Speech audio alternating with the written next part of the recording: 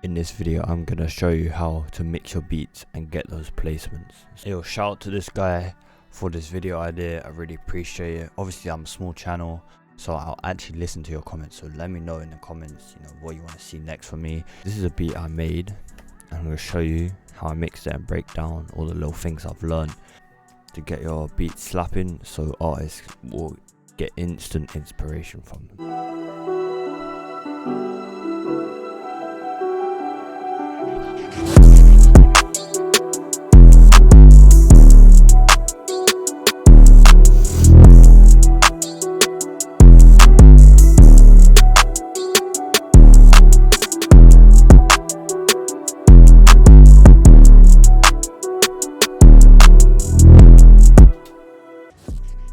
Make your stuff loud, like literally, bro. It's that simple, but it's slightly misleading when people say that, because just making it loud in itself will not make it sound good, but it's most of the way there. Blah. Basically, if you want your 808s to bang, go here, press boost, EQ. Simple, but we're gonna go a step further than that. Cool. This is what I normally have on the master channel, but when I make a beat, it's turned off, so I can make a beat sound good without these effects. Because if you can make it sound good without the effects, then it's gonna improve it. Okay, so this master channel is literally a limiter. All it does is make it louder. It cranks it all the way into the soft clipper. All right, but I like to take away some really highs and really lows in between that, and boost some like bass and some mids, and just cut out just a little bit here in the high mids, just to leave a little bit of space for like the presence and the clarity in vocals. Just boost a little bit of the highs just to get the sprinkle on the hi-hats, if you know what I mean. And yeah, obviously the soft clipper, and it just cranks it into the soft clipper is basically what you're doing. That's how you get that trap beat sound, is literally making your shit loud and then just busting it into that soft clipper. But yeah, as I said, I turn it off but until I'm ready to mix down my beat and bounce it, basically, because this stops it from going above 0 dB, and when you bounce it in MP3, it's gonna sound dead.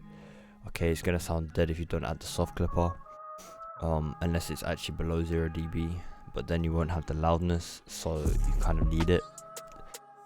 So yeah, make sure you have the soft clipper. Now I make sure the sounds are the basic level before I actually route it to the mixer. So as you can see, they're like normal levels, but I do actually play with the velocity to sort of level it, if you know what I mean. So the velocity isn't busted all the way, it's just it's at default level, just a bit down, because you don't want the clap to be too loud. Same with the hi-hats, like they're not busted all the way, and with the snares. But with the kick and 808, it's all the way up. It's all the way up.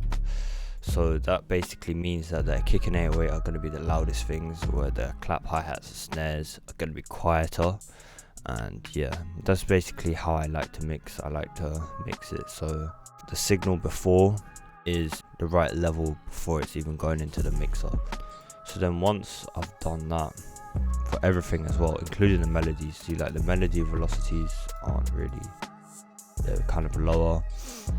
So I'll route them all to a mixer channel. So let's start with the melodies, because I did a drum mixing tutorial, so if you want to watch that, click somewhere. Okay, so the melodies I all route to one channel, and just cut the lows. That saves me from having to copy and paste it into every single melody channel.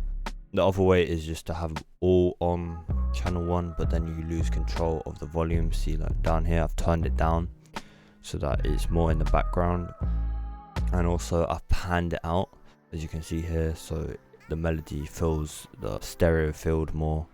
So leveling and panning are quite important. I'd say leveling first, then panning, because panning can really separate out your sounds and make them sit in the right space. I also like to add a lot of reverb to my melodies because I like quite ambient melodies. If you don't, then don't add reverb basically, but I like reverb because you can really put it in like a nice space and it can be nice and ambient. So if you listen to this melody, it's quite ambient. Anyway, yeah, that's basically it for melodies. I pan it out, I add some creative effects, add some EQ maybe, depending on what the sound is and what it needs to be doing. But honestly, most sounds that you're going to be using from sample packs, sample libraries are going to be ready to use. Like, you shouldn't really have to add too much compression, too much EQ and that. So yeah, you can leave it pretty simple. Then basically, after I mix the melodies, I'll move straight to the drums. The drums, again, pretty simple. It's literally just leveling and a little bit of panning. So I level it out, make sure they're all the right level, but they're all the right level from doing it here, right? So don't have to do much. I put the 808 and kick in mono though, just so they're hitting the center because they're bass sounds, so you really want bass to be in the middle. Yeah, so you can control it more, but that's like more in-depth mixing I'm kind of getting into. But the clap, I separate out because you want like the clap to be in both ears. At least me, I like it, you can hear it in both. I think that's a cool sound that I like. It makes it wider, makes it more cool to listen to. Puts in a nice space as well because, you know, the kick and the other competing sounds are mono, but this is in stereo, so it gives it a little bit of contrast. And then boom, the hi-hats, again, I put it a little bit in mono, not all the way mono, but like, so it feels like it's in the center of your head. The snare, I separate it out, but I pan it to the left a little bit. This again just puts it in a different space. The open hats, I pan it the opposite direction, so to the right, and it just gives it more space, and it sort of separates it out from the hi-hats because they're sort of in the same frequency range, so it's just gonna pan it off a little bit and it's gonna separate them out and you can hear them more clearly. It's really this simple, okay? It really is this simple. Now we're gonna move on to the next step, which is, maybe it is called mastering, but I don't want to call it mastering. But basically, it's getting the loudness that you want from beats and getting it to fully thump. Basically, everything would be hitting like way past 0 dB, and you don't want that. Yes, sure, you can just dash a soft clip on it, but it's not going to fix the problem that is still clipping. Alright, so what you want to do is just bring everything down and make it so it doesn't clip. And so I'll select everything like this by holding control, control and shift, and just bring it down. Use this as well, bring it down. You turn the master channel on after I've done that, then it's loud. So before, the master channel will sound like this, so it sounds quiet, it sounds like not really getting the energy out of it yet. So that's when you know you need to make it louder. What you do, turn the master channel on, and boom.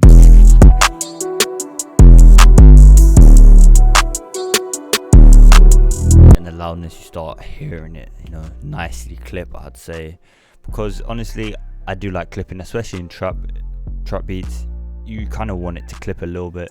It just gives it a nice little distortion.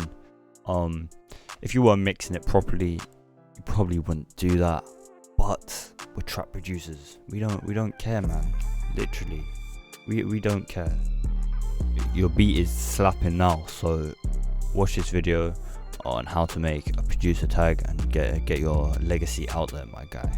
Okay, because we're all gonna make it. Okay, anyone who watches this channel is gonna make it.